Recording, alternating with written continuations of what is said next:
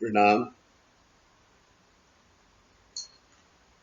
आपको इस हफ्ते की मुलाकात गुरु प्रसाद के बारे में जो है उससे आगे दे रहा हूँ, लेकिन फिर से सबसे पहले आपको ये रिमाइंड कराऊंगा कि अपने सदगुरुनाथ दादा महाराज का 100वीं वर्षगांठ 6 फरवरी 2021 को यहाँ पर यथा योग यथाशक्ति से मनाने की कोशिश कर रहा हूँ और आप सब इसमें आमंत्रित हैं। मेरी ऐसी इच्छा है कि आप लोग सब जरूर पधारेंगे। शुभम भक्ति। दीक्षांत विधि के गुरु दीक्षा के बारे में हमने इसे खत्म किया था, वो एक पैरा फिर से रिपीट करता हूँ। दीक्षांत परत में गुरु कृपा आशीर्वाद का कवच, गुरु कृपा आशीर्वाद का कवच यानी एक वलय जो कि गुरु कृपा आशीर्वाद का हमारे साथ होता है, धारण होकर गुरु कृपा गुरु शक्ति का संक्रमण करते वक्त प्रतिकूल वलयों का दुष्परिणाम प्राप्त होने वाले कृपा आशीर्वाद पे ना हो, ऐसा कवच है। गुरु दीक्षा जो है ऐसा कवच कि जो गुरु आज आप साधना कर रहे हैं उससे आपको फायदा हो, सिर्फ आपको ऐसा नहीं कि उससे जो प्रतिकूल वलय है उससे वो जो आपने आज साधना करी उसका वलय निकल जाए, नहीं, वो धारण हो। ऐसी जो विधि, ऐसी जो सिद्ध सिद्धांत पद्धति है उसे गुरु दीक्षा कहते हैं। केवल किसी व्यक्ति के प्रति पूज्यता महसूस हो रही है या उस व्यक्ति के प्रति आदर व्यक्त करना, इसका मतलब हम गुरु मार्गी हो चुके हैं या हमारा दीक्षांत विधि हो चुका है, ऐसा नहीं है। जब गुरु कृपा आशीर्वाद, जब गुरु मार्गदर्शन अनुसार परंतु भक्तों की इच्छा अनुसार गुरु कार्य नहीं करते तो वे सामने बैठे भक्त के वर्तमान एवं भविष्य में प्राप्त होने वाले जन्म का अनुसंधान जिस विधि परत वे करवा देते हैं वह गुरु मार्ग में अभिवचन होता है। अभिवचन होता है, इससे बड़ा वचन नहीं है। उनके मुख द्वारा, वाणी द्वारा प्रकट होने वाले शब्दों को आप भक्तों ने ब्रह्मवाणी के रूप में श्रवण कर गुरु के प्रति संभल तक के 100% विश्वास, श्रद्धा, भक्ति संपादन करनी चाहिए, सोचना चाहिए, धारण करना चाहिए, गुरु के बताए मार्ग पर चलना चाहिए। केवल कार्य केंद्र पर सूचना लगाए जाते हैं, इसलिए ऐसी दीक्षांत विधियों का लाभ लेने का अंधश्रद्धा एवं अज्ञानता का कार्य आप भक्त अनजाने में भी न करें। आज हमने लगाया कि विजयदशमी है, यहाँ पर सुबह विजयदशमी पहले नवरात्र से सुबह शाम गुरु प्रसाद का वाचन होगा, ये ठीक है, लेकिन उस वाचन से गुरु यहाँ पर आके आपको प्रसाद देंगे ऐसा अभिवचन नहीं है। ऐसा बोर्ड के ऊपर सूचना भी नहीं होनी चाहिए, और अगर है तो उसका विश्वास मत कीजिए। जो गुरु ने देना है उसे दुनिया की कोई शक्ति नहीं रोक सकती। क्यों नहीं रोक सकती? कि आपके पास गुरु दीक्षा है। आज जो आपके पास दीक्षांत है, कारण दीक्षा है, महाकारण दीक्षा है, वो सब गुरु दीक्षा के साथ में है। आज दुनिया में हमारे आसपास हम कुछ व्यक्तियों को देखते हैं जिन्हें अपेक्षा से भी अधिक सुख संपन्न प्राप्त हुई होती है। उन व्यक्तियों को हम नसीबवान समझते हैं जिनके पास मर्सिडीज गाड़ियां हैं, या उनके पास 6 मंजिल का बंगला है, हम सोचते कि वो नसीब माने, मगर ऐसा नहीं है। गुरु किसके पास है, गुरु की शक्ति किसके पास है, गुरु दीक्षा किसके पास है। गुरु दीक्षा का मतलब सिर्फ गुरु दीक्षा है। ऐसे तो बहुत से गुरु देते हैं कि 500 रुपए रखो गुरु दीक्षा हो गई, वो गुरु दीक्षा नहीं है। इसलिए जो व्यक्ति सुख संपन्न, सुखों का अभाव किस वजह से हुआ, इसका बोध हमें नहीं हो पाता।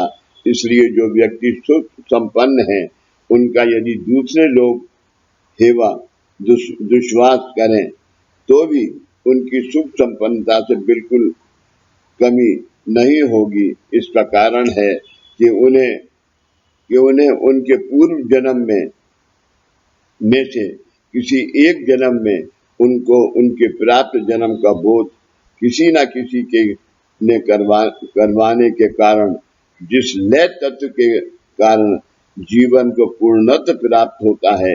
लय तत्व आखिरी ये शक्ति है, लय तत्व प्राप्त होता है। ऐसे लय तत्व इनके हर एक जीवन में जुड़ता जाता है। और जब आज हम भक्त हैं, जितने भी दुनिया है, आज सबको गुरु दीक्षा है, कारण दीक्षा है, अनुग्रह दीक्षा है, ओमकार दीक्षा है। ये सब कुछ आज गुरु का है, गुरु ने दिया है। ये भले आपको कोई दुनिया की शक्ति नहीं निकाल सकती, मगर इस शक्ति के साथ, इस दीक्षा के साथ आपको एक रूप होना पड़ेगा, आपको इसके ऊपर श्रद्धा रखनी पड़ेगी। आज जुकाम हो गया तो दवाई लीजिए, लेकिन बाबा का भी नाम लीजिए, प्रार्थना पढ़ लीजिए, हे भगवंता नारायण आमचा कुटुंबाचा उद्धारा करता, और ले लीजिए दवाई। कारण जीवन के पूर्णत्व प्राप्त होता है। ऐसे लय तत्व इनके हर जीवन में जुड़ता जाता है।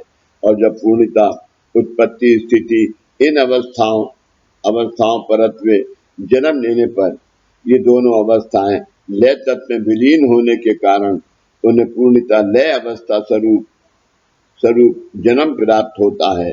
और उनकी इच्छा अनुसार वे इस जन्म में सुख के हिस्सेदार बन जाते हैं।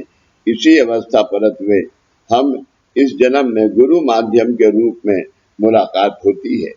वह ये हमारा आज जो गुरु भेंट है, ये इस जन्म की नहीं है, कई जन्म की है। ये कार्य आज का नहीं है, 25,000 साल पूर्व का ये कार्य है।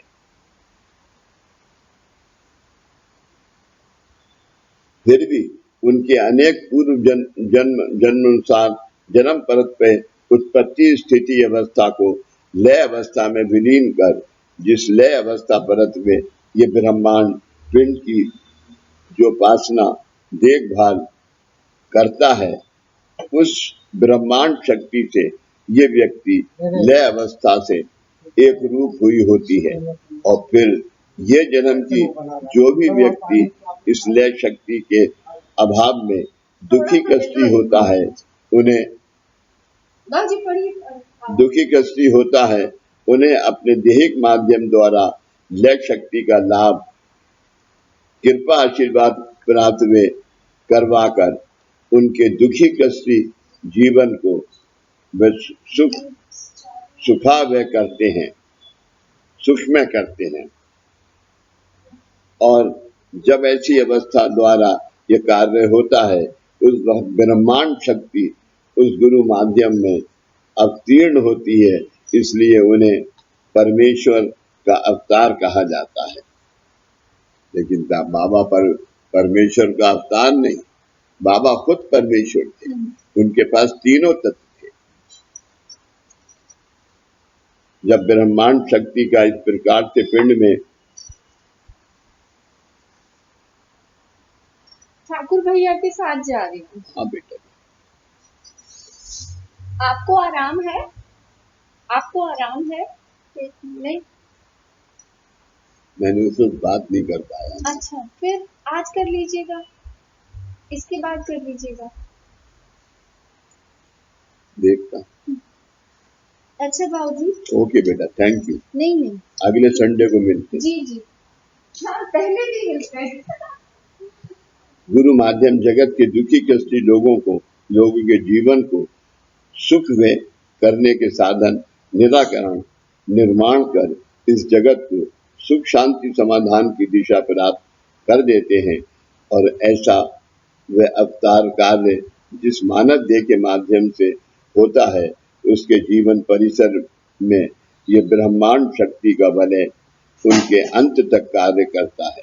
परंतु जब वो व्यक्ति दिवंगत होता है, उस वक्त जिस दैहिक एवं आत्मिक तत्व के एक रूपत्व से ब्रह्मांड शक्ति से दैहिक माध्यम यानी पिंड जुड़ा होता है, वह ब्रह्मांड शक्ति उनके अंत के पश्चात पुनश्च अपने स्थान पर निराकार हो जाती है, यानी विलीन हो जाती है, ब्रह्मांड में विलीन हो जाती है। इस प्रकार से पिंड और ब्रह्मांड का लेन देन अनंत काल से निरंतर जारी है।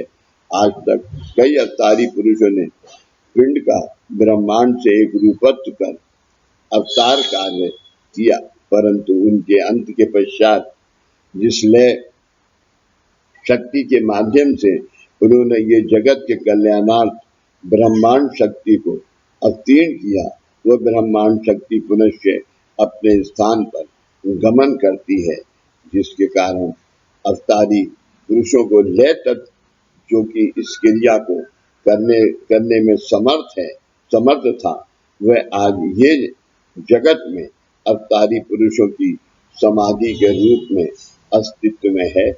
और इन शक्ति माध्यमों के सानिध्य में हमारे जाने पर इसमें हम में जिस लय शक्ति की कमतरता है, वह स्वाभाविक रूप से पूर्ण होती है, परंतु हम वहां से प्राप्त हुई इस लय शक्ति का विनियोग ईश्वर से इस जीवन को जोड़ने के लिए न करके अधिकाधिक अहिक सुखों की आसक्ति से प्राप्त कृपा आशीर्वाद यानी लय शक्ति का दुरुपयोग करते हैं। जगत गुरु साईनाथ महाराज जी के कृपा आशीर्वाद से इस अवस्था की परंपराओं को एहसास होने से मैंने जिस लय शक्ति यानी कृपा आशीर्वाद के माध्यम से पिछले 30 वर्षों से लोक कल्याण का कार्य आप भक्तों के लिए किया, उस ब्रह्मांड शक्ति की आवश्यकता भविष्य में हम मानवों को इस जगत में सुख शांति समाधान निर्माण होने के लिए होगी। इसलिए इस शक्ति को प्रतीकात्मक करने के लिए आप भक्तों के माध्यम से पिछले 5 वर्षों से ओमकार साधना करवाकर उस ब्रह्मांड शक्ति का प्रतीक गुरुपीठ के रूप में निर्माण किया, यानी शक्तिपीठ गोवा में जो निर्माण किया। इस गुरुपीठ की स्थापना तक गुरु कृपा आशीर्वाद एवं आप भक्तों का सहकार इस पीठ को स्थापन करने के कारणभूत हुआ। फिर भी इस विधि की सांगता तक मैं अत्यंत चिंताग्रस्त था। दादा को चिंता थी कि शक्तिपीठ की स्थापना किसी भी हालत में शांतिपूर्वक और बिल्कुल सही ढंग से हो, और जो हुआ। क्योंकि दादा को गुरु पे श्रद्धा थी और बाबा को दादा के ऊपर यकीन था। इस विधि को सांगता तक मैं अत्यंत चिंताग्रस्त था। सांगता तक यानी पूरा होने तक। इसका कारण था कि इस दिव्य को करते वक्त जिसमें दिव्य शक्ति का समावेश है, उसे आवाहन कर उसकी चिर प्रतिष्ठा होने तक यदि ये कार्य सिद्धि नहीं होता है, तो ये शक्ति प्रथमता आवाहन करने वाले साधक का अंत कर उनके भक्तों के भी जीवन ध्वस्त कर देती है और इसकी जानकारी अनेक अवतारी पुरुषों को थी। इसलिए उन्होंने हम मानवों के कल्याणार्थ इस सिद्ध साधन को नहीं किया। आज स्थापित किया गया शक्तिपीठ 100% ब्रह्मांड शक्ति यानी लय अवस्था होकर जो भी व्यक्ति इस लय अवस्था के अभाव में दुखी कष्टी है, उनके जीवन को पूर्णत्व मिलने के लिए ये शक्ति कार्यान्वित रहेगी। आज तक आपने पोथी पुराण पढ़े होंगे, उसमें हर बार जगत कल्याण के लिए देव देवताओं ने एवं सत्पुरुषों ने अवतार लेकर इस जगत का पालन किया है। इन देव देवताओं की स्थापना होकर जिस लय तत्व ने मानव कल्याणार्थ अवतीर्ण होकर इस कार्य को किया है, उनके पीठ आज देव देवताओं के नाम से अस्तित्व में हैं और वे देव देवताएं कालांतर से हमारे कुल देवता बन गए। ऐसे ये शक्तिपीठ लय तत्व के अस्तित्व के रूप में अस्तित्व में है। फिर भी उन शक्ति के इस कार्य को जतन करने की जिम्मेदारी को ध्यान में न रखकर इन शक्तिपीठ के परिसर में निषिद्ध एवं धार्मिक विधि कर इन पीठों के शक्ति कार्य में आज रुकावट निर्माण हो चुकी है, जिसके कारण जिन परिवारों की वे इष्ट देव देवता हैं, उनके दर्शनार्थ वे परिवार जाते हैं, बदल जाते हैं, वार्षिक कुलाचार कुल धर्म भी करते हैं, फिर भी जीवन कल्याणार्थ कृपा आशीर्वाद का लाभ नहीं हो पाता। इसका कारण भी हम ही हैं। देवताओं के दर्शनार्थ जाने पर उन देवताओं से क्या मांगे, इसका ज्ञान नहीं है। इसलिए हमारे जीवन में जिसकी कमी है, उन्हीं सुखों की याचना हम करते हैं, जिसके बजाय दर्शनार्थ जाने पर उन देव देवताओं की कृपा शक्ति हम पर रहे, ऐसी प्रार्थना या याचना या धार्मिक विधि होना चाहिए। और यदि इसे समझकर जानकर अपने घराने के देव देवताओं प्रत्यर्थ विधि करोगे तो निश्चित हमारे जीवन की समस्याएं दूर होकर हमें इष्ट सुख समाधान एवं शांति प्राप्त होगी। उसी के साथ इन देवताओं का कृपा आशीर्वाद के रूप में आगमन होने पर लय शक्ति भी अपने परिवार के लिए प्राप्त कर लोगे, जिससे अपने आप ही आपके घराने में जो विद्या संपत्ति सुख शांति समाधान का अभाव है, वह दूर होकर हमारी सत्प्रवृत्ति भी जागृत होकर पारमार्थिक सुखों का लाभ लेने के लिए आप समर्थ हो जाओ।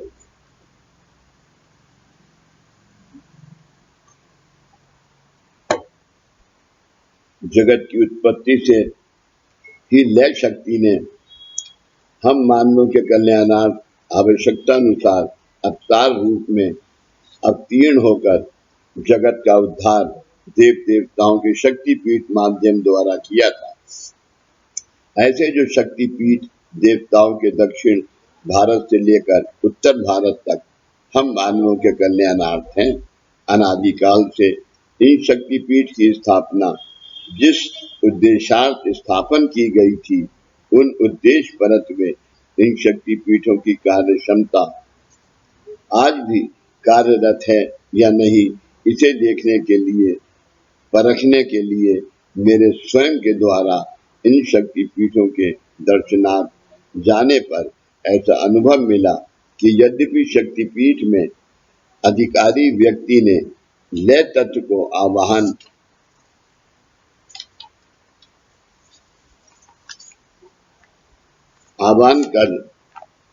आवाहन कर उसकी प्राण प्रतिष्ठा की थी, फिर भी उस शक्तिपीठ के आसमंत में अस असमंजसता, अज्ञानता के कारण जो भी धार्मिक विधि किए गए उसके कारण वहाँ वहाँ के वातावरण में मलिनता उत्पन्न हुई है, जिससे शक्तिपीठ का लाभ जो कि 100% होना चाहिए, उस लाभ की प्राप्ति भक्तों को होने में एक तो विलंब होता है, या पुनश्च शक्तिपीठ शक्ति का लय होने के लिए फिर से उन्हीं धार्मिक विधियों को सालों तक करना आवश्यक हो जाता है। इस प्रकार से एक वक्त की स्वर्ण भूमि जिसका रक्षण इस शक्तिपीठ माध्यम द्वारा होकर हम मानवों के जीवन जो कि सुख शांति समाधान से समृद्ध होती है, परंतु अब वैसा होने के बजाय अब इस शक्तिपीठ का केवल नाम मात्र ही अस्तित्व देखा जाता है। उन स्थानों पर उन घरानों की पीढ़ियां उन्हीं धार्मिक विधियों को करने का पुनर्वृद्धि कर रहे हैं, और इस कारण से जो भी कोई केवल मामूली भी ऐहिक सुख मांगने जाते हैं, उसकी याचना पूर्ण नहीं होती। इसके बारे में सोचने के बजाय उन्हें ऐसा मार्गदर्शन किया जाता है कि आपने अपने शक्तिपीठ की कुल देव देवताओं आराधना आपने और आपके परिवार के सदस्यों ने करनी चाहिए। निसर्ग नियमानुसार किसी भी अच्छी या बुरी शक्ति जिसका अस्तित्व इस भूमि पर होगा, उसके स्पंद वाइब्रेशन का एहसास साधक अवस्था के साधक होना चाहिए, महसूस होना चाहिए। परंतु जब मैं दक्षिण भारत से लेकर उत्तर भारत तक उन शक्तियों के दर्शनार्थ गया, तो मूल शक्ति के शुद्ध स्वरूप से स्पंदों का एहसास न होकर सम्मिलित स्पंद अधिक निकटता में महसूस हुए। इसका मतलब है कि जहाँ जहाँ शक्तिपीठ स्थापित थी, क्योंकि वो नहीं हो पाया किस तरीके से उनकी सेवा पूजा होनी चाहिए, तो उससे क्या हमें हुआ कि वो शक्ति जो थी वो विलीन हो गई, नेचर में विलीन हो गई, और वो अध शक्ति रह गई। गत काल में जिन अवतारी परंपराओं के अधिकार व्यक्तियों ने अपने जीवन का बलिदान कर हम मानवों के कल्याणार्थ शक्तिपीठ निर्माण की थी, वे शक्तिपीठ आज पहले के समान कार्यरत नहीं है। तो उनका पहले के समान कार्यरत होने के लिए यदि आप कोई उपाय सुझाएं तो भविष्य में हम मानवों के कल्याणार्थ वे शक्तिपीठ पुनश्च जागृत होकर वे अव्याहत रूप से कार्यान्वित होंगे। इसके लिए श्री सद्गुरु ने कृपा व आशीर्वाद दिया कि तुम आगे बढ़ो, तुम्हारी इच्छा अनुसार मैं कार्य सिद्धि करवा देता हूँ। उनकी इस आज्ञा अनुसार श्री क्षेत्र नरसोवावाड़ी 11 पूर्णिमा के दिन मैंने और आप सारे भक्तों ने उपस्थित रहकर महारुद्र स्वाहाकार किया गया। उस वक्त आप में से कई भक्तों ने मुझसे सवाल पूछा था कि अब नरसोवावाड़ी में हवनाद आदि विधि करने का क्या प्रयोजन है। तो इसका शास्त्रोक्त निराकरण ऐसा है कि पिछले 21 साल से हर साल कार्य केंद्र पर जो हवन विधि उन्हें आपके परिवार के जीवन के दोषों से मुक्ति होने के लिए विमोचन के तौर पर किए गए, परंतु 1 साल से नरसोवावाड़ी में जो हवन विधि किया गया, उस वक्त रुद्र शक्ति यानी लय तत्व को आहनित किया जाता था। इसका कारण आज भारत में जो शक्तिपीठ देव देवताओं के नाम पर अस्तित्व में है, स्थापित है, जो जगह जगह पर है, अस्तित्व में है, उन शक्तिपीठों को मूल स्वरूप रुद्र देवताओं के नाम पर अस्तित्व में है। उन शक्तिपीठों का मूल स्वरूप रुद्र देवता होकर इन शक्तिपीठों में कुछ गैर विधियां होने के कारण वे कार्यरत नहीं रह पाए हैं। उन्हें कार्यक्षम करने का कार्य केवल वही शक्ति कर सकती है जिस शक्ति के माध्यम से ही इस शक्ति का उदय हुआ है। इसलिए आप भक्तों के सहयोग से महारुद्र स्वाकार विधि किया गया। जिस वक्त शक्ति का आवाहन किया जाता है, उस शक्ति को धारण करने का सामर्थ्य साधक अवस्था के साधकों में होना आवश्यक है।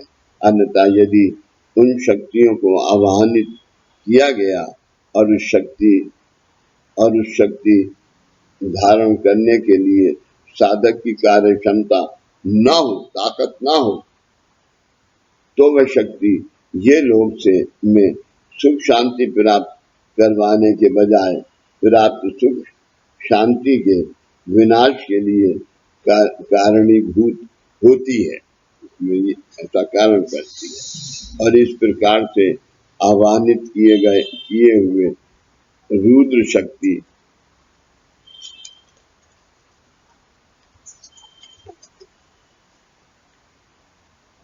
के कारण इस संपूर्ण भारत के शक्तिपीठ पूर्ववत जागृत हुए। इसकी साक्ष्य यही है कि 2 साल पहले ही गोवा में हुए दशहरे के दिन, यानी परम पूज्य जगत गुरु श्री साईनाथ महाराज जी के पुण्यतिथि के दिन ये देवताएं गुरु शक्ति में विलीन हुई। परंतु इसका मतलब कुछ भक्तों ने इस प्रकार से लगाया कि अब ये देव देवता गुरु शक्ति में विलीन हो चुकी हैं, तो अब इन देव देवताओं के प्रति हमारे परिवार को कुछ भी कुलाचार कुलधन करने की आवश्यकता नहीं है। तो ये देव देवता गुरु शक्ति में विलीन हुई। इसका अर्थ ऐसा नहीं कि आपके घराने के देव देवताओं के प्रति आप जो कुलधर्म कुलाचार करते हो, वह शायद ज्ञान अज्ञानवश पूर्ण नहीं होता होगा।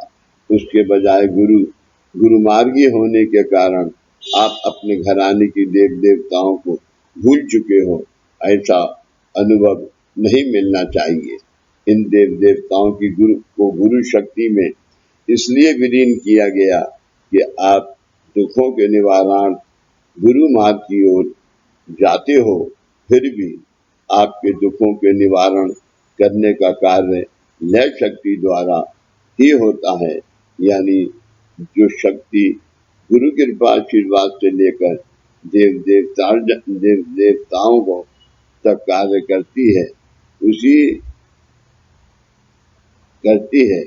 उसी शक्ति द्वारा होता है। हम केवल हमारी अज्ञानता के कारण गुरु एवं देव देवताओं के प्रति भेदभाव निर्माण करते हैं, और इसी अज्ञानता को सर्वप्रथम दूर किया जाना चाहिए।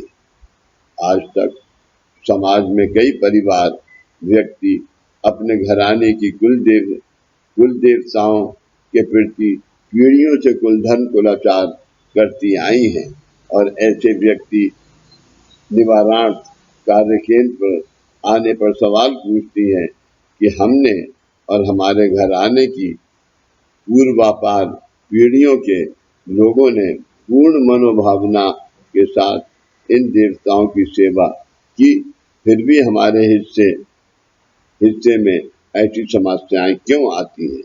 परंतु इसके उत्तर को शास्त्रीय परत में न जान पाने के कारण एवं अपेक्षित फल प्राप्ति न होने से, यद्यपि ये देव देवताएं पीढ़ियों से परिवार की कुल देव देवताएं हैं, फिर भी उनकी आराधना योग मार्ग से एवं योग प्रकार से करने में बहुजन समाज की दुर्लक्ष होता गया है।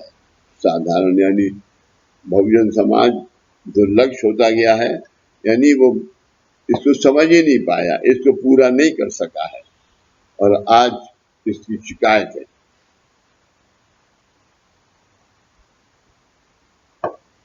इसलिए आज के दिन बाबा ने एक ही रखा है, दादा ने एक ही बताया है कि दो प्रार्थना करो, आमी गुरु भक्त और हे भगवान हमारे परिवार के, और 21 दफा नामस्मरण करो। ज्यादा तुम्हारे पास समय है तो 21 दफा महामंत्र करो, जिससे कि तुम्हारे मुंह से दुनिया का भला निकले। आराधना पूजा अर्चा करने का कर्तव्य परिवार का प्रमुख व्यक्ति ही करता है, और इस पूजन में जिन देव देवताओं का पूजन किया जाता है, यद्यपि उन देवताओं का के प्रतीक हमें सगुण अवस्था में दिखती हैं, फिर भी जब हम पर उनकी कृपा होती है, वह कृपा निराकार अवस्था में होने के कारण हमारे अंदर लय तत्व की कमी होने के कारण आशीर्वाद जो कि निराकार अवस्था में होता है, उसका अस्तित्व हम जान नहीं पाते, हमें महसूस नहीं होता, और पूजना विधि करने वाले व्यक्ति को उसमें लय तत्व की कमी है, और उस कमी को देव देवताओं की कृपा आशीर्वाद से पूर्ण करना है।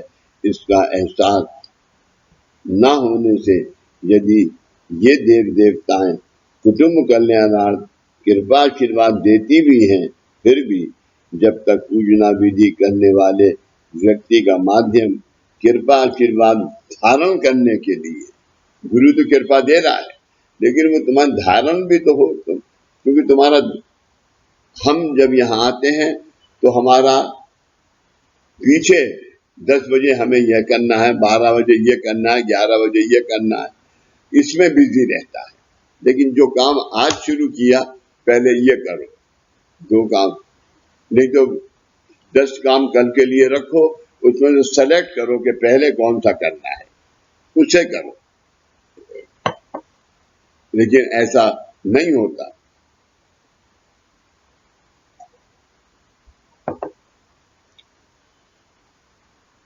जब तक प्राप्त कृपा आशीर्वाद परिवार के कल्याणार्थ एवं परिवार के सदस्यों के प्राप्त होने में समस्या रुकावट उत्पन्न करता है, ऐसे वक्त आप भक्तों का ऐसा भी सवाल हो सकता है कि हमारे परिवार के कल्याणार्थ लय तत्व की कमी है, इसे हम कैसे समझें?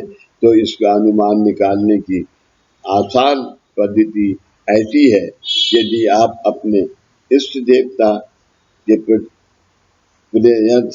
कोई स्त्रोत पढ़ने या जप करने के लिए भगवान के सामने बैठते हो, और यदि उसे पढ़ने में आधा घंटा लगता हो, और इस आधे घंटे की सेवा में आपकी काया वाचा समाई हो, परंतु इस वक्त उस स्त्रोत को पढ़ने या जप करने में आपके मन की एकाग्रता न होती हो, तो निश्चित ही हमारे देह माध्यम में लय तत्व की कमी है। इसे जान लेना चाहिए, समझ लेना चाहिए।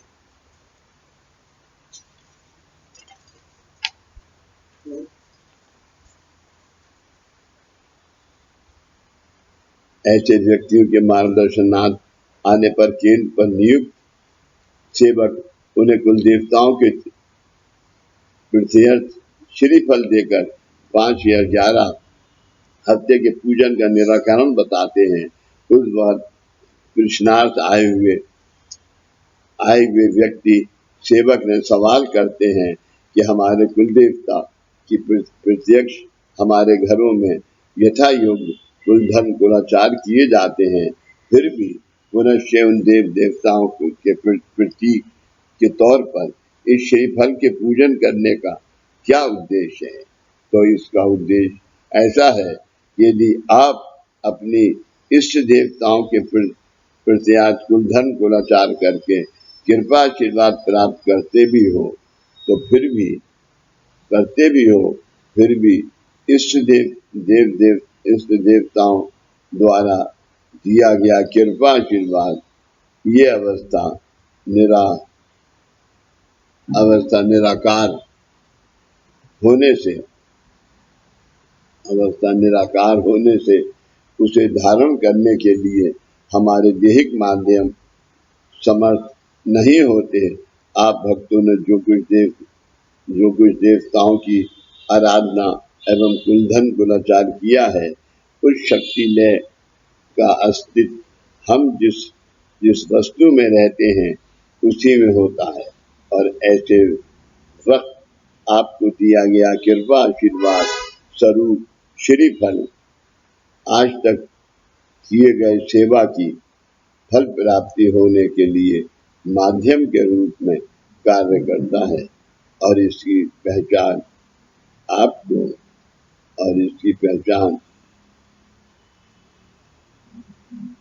आपको करवाना आवश्यक है। और इस श्री फल को अन्य इष्ट देवताओं के समान ही महत्व मानकर मार्गदर्शनार्थ उसकी पूजा अर्चा करनी चाहिए। फिर आपको इस बात का अनुभव होगा कि हमने हमारे इष्ट कुल देवताओं को प्रत्यर्थ जो सेवा की है, साक्षात जो सेवा की है, उसका अपव्यय नहीं हुआ है, और उस कृपा आशीर्वाद को साकार करने का महत्व कार्य इस श्रीफल माध्यम द्वारा होता है। इसका आपको अनुभव प्राप्त होगा। देव देवताओं के द्वारा कृपा आशीर्वाद प्राप्त होने के बावजूद आज कुछ व्यक्ति दुखी दिखाई देते हैं। इसका दूसरा महत्वपूर्ण कारण है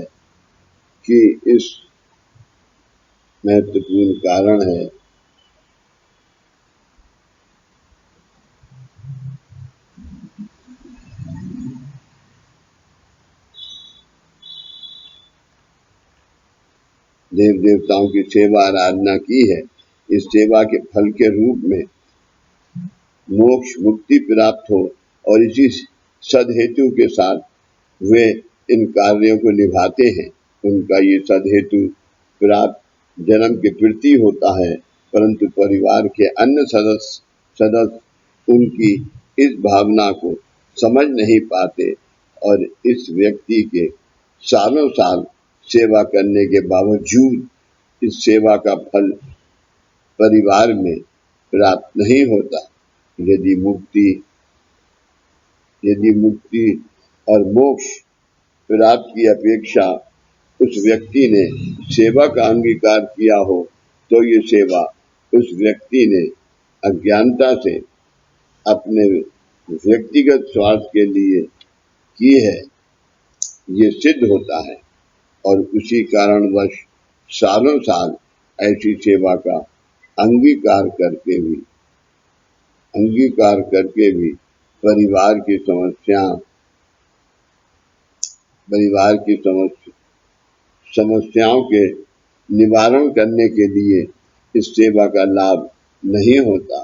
वास्तविकता में देखें तो शास्त्र शुद्ध पद्धति अनुसार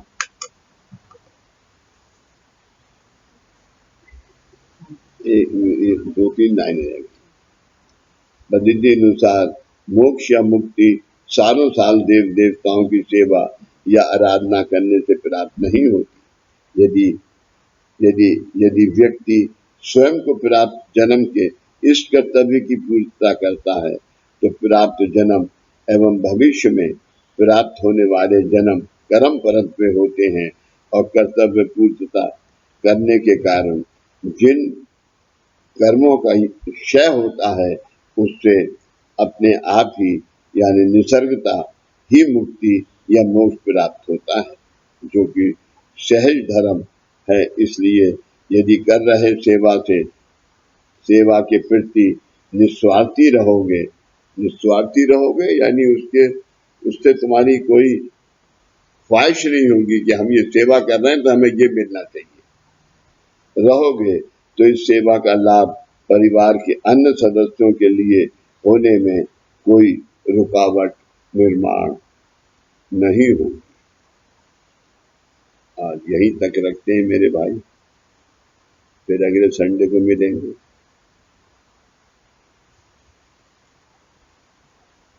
आज क्या तारीख?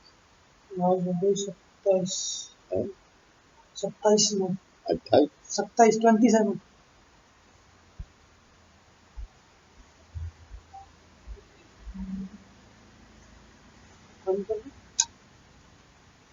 सदा सर्वदा योग तुझा गणावा, तुझे कारणी देव माझा पडावा। उपेक्षु नको गुणवंता अनंता, रघुनायका मागणे हेची आता।